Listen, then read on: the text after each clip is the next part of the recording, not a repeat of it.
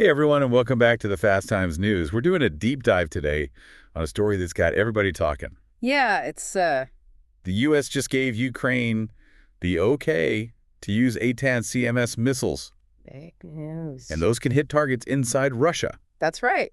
So we've got a bunch of breaking news from places like Reuters and AP, and we've got some expert analysis and a whole lot of reaction from all over the world. I think what's really interesting here, and a lot of folks are missing this, is the timing. Yeah, I mean, we're talking just 2 months before a new U.S. president takes office. right. You don't usually see this kind of big policy shift so close to a change in power. Yeah, it's a pretty bold move. Before we get into the why, though, let's make sure everyone understands what we're talking about here. Right. What exactly are ATAN CMS missiles? Yeah, what are they and why is everyone freaking out about them? Well, Think of it this way. Imagine being able to hit something almost as far away as like Miami is from Jacksonville. okay. That's the kind of reach Ukraine's got now. These are long-range missiles, and we know Ukraine already used them back in October, but this approval, it means a huge change in U.S. support. So they can hit targets deep inside Russia, and that's got everyone on edge. Oh, yeah, especially the Kremlin. So what are they saying? They're calling it reckless dangerous. Yeah. Accusing the U.S. of making things worse. Escalating the conflict. Right, exactly. Hmm.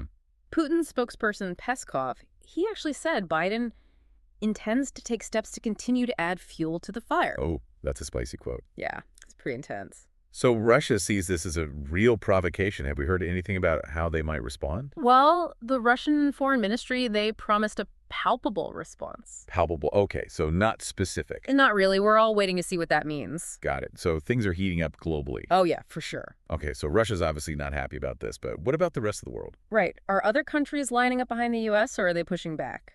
Yeah. It's kind of mixed bag, honestly. You see a divide forming between those who think Ukraine has to fight back hard, even if it risks making things worse, and those who are saying, hey, let's be careful and try talking it out.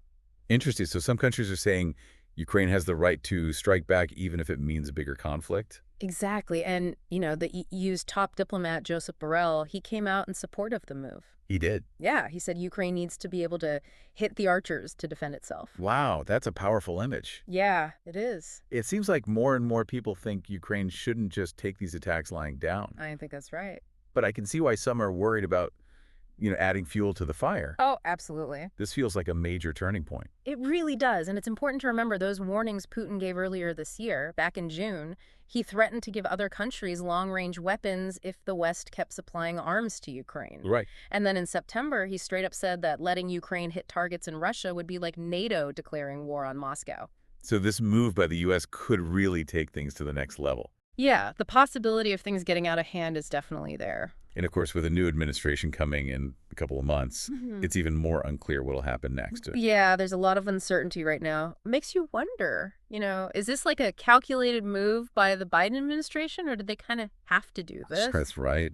I mean, don't forget about the reports of North Korean troops fighting with the Russians. That's a whole new ballgame. Right. That wild card, North Korea involved, adds a whole other level of crazy to this whole thing. For sure. What's your take on that?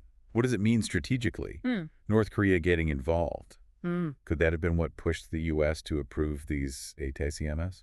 Well, North Korea, they have a history of being unpredictable, and they love poking the West. Yeah. Their troops fighting alongside the Russians. That really ups the ante. It could mean a deeper alliance between them, which is not good for the U.S. and its allies. It's a scary thought, It wouldn't surprise me if this is what pushed Biden to make this decision. especially with a new president coming in soon. I mean, what if Trump wins and decides to pull back support for Ukraine? Oh, yeah. Does Biden's move kind of box him in? That's the big question, isn't it? And we've seen some interesting reactions from people close to Trump. Yeah. Like Don Jr., he's already slamming this decision, calling it a ploy by the military-industrial complex to start a war. Wow. Okay. It gives you a peek into how a second Trump administration might think about things. And what about Elon Musk, another Trump ally? Right. He's saying Russia's going to hit back hard at the U.S. for sending these missiles. It's kind of nerve-wracking with all this uncertainty.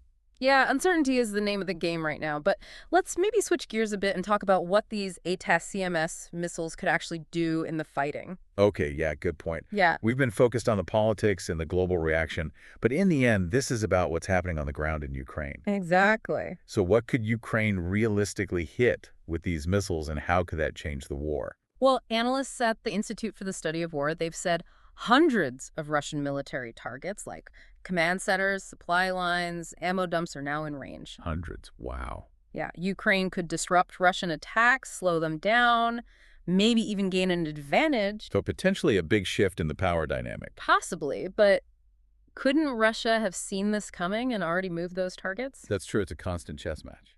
Yeah, but even if Russia's moved some stuff, there's no question these missiles give Ukraine a powerful new weapon. True, but then you have that terrible missile strike on Sumy in Ukraine that the AP reported on, 11 civilians killed and many more injured. It reminds you of the human cost of this war and makes you wonder if giving them more weapons is the right thing to do. You're right, there are no easy answers here. This is a tragedy, but you can't ignore Ukraine's right to defend itself. Right. They're up against a bigger, stronger enemy, and they're desperate for anything that can help them. I get that, but at what point do we go too far with these weapons? Yeah. Is there a way to help Ukraine without making the war worse and risking more bloodshed? That's the tough question world leaders are grappling with. Right. It's about finding that balance between supporting Ukraine's right to defend itself and stopping things from spinning out of control. Feels like we're on a tightrope, one wrong step, and we all fall into the abyss. Yeah, it's a tense and complex situation. Yeah, it really does feel like a crossroads, Ukraine fighting to survive. But this could turn into something even worse. I mean, where do we go from here? It's tough to say, but the world is watching, and this ATAC CMS decision by the U.S. sends a big message.